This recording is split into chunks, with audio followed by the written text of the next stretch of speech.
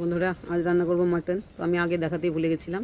তো প্রেসার কুকারে মাটন দিয়ে তাতে একটু হলুদ, লঙ্কার গুঁড়ো আর একটু লবণ দিয়ে দিয়েছি।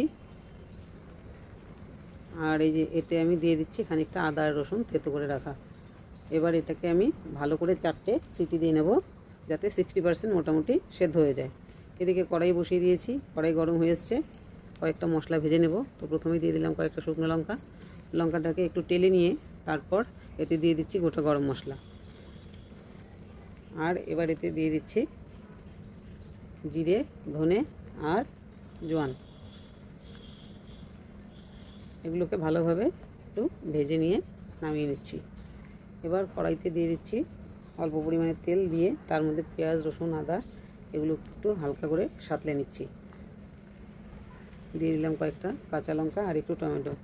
সব কিছু একসাথে ভালোভাবে ভেজে নিয়ে অল্প করে লবণ দিয়ে এটাকে এবার আমি নামিয়ে নিচ্ছি।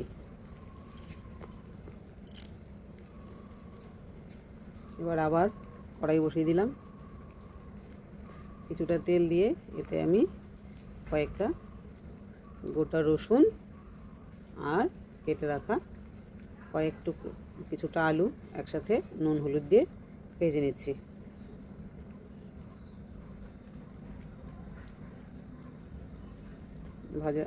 আলু ভাজা হতে হতে এদিকে সেই ভেজে রাখা মশলাগুলো এগুলো এবার বেটে নেওয়া হচ্ছে। এদিকে আলু ভাজা হতে হতে মশলাটা বেশি নিই। এবার আলুগুলো ভাজা হয়ে গেছে, নামিয়ে নিচ্ছি।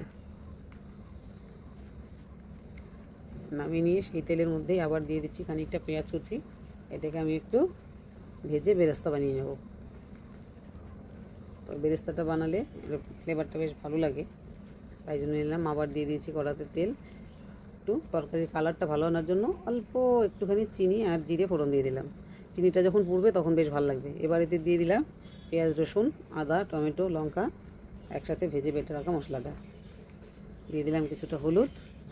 আর যেহেতু আলু ভাজার সময়, মাংস সেদ্ধ করার সময় আমি লবণ দিয়েছি, তাই পরিমাণ মতো বুঝে লবণটা দিতে হবে। আর দিয়ে দিলাম ভাজা মশলার গুঁড়ো। মাংসটা মাঝখানে দিয়ে দিয়েছিলাম, দেখাতে ভুলে গেছিলাম। এবার এতে দিয়ে দিলাম ভেজে রাখা আলু আর রসুনগুলো। কষিয়ে নিয়ে মাংস সেদ্ধ করা যে জলটা ছিল, স্টকটা, সেটা আমি আবার এটাতে দিয়ে দিলাম। এই ঝোলটাতেই রান্না হবে। তো যে রান্নাটা হয়ে এসছে, এবার আমি এতে দিয়ে দিলাম ভেজে রাখা পেঁয়াজ বেরেস্তা। তো আমার রান্না কমপ্লিট।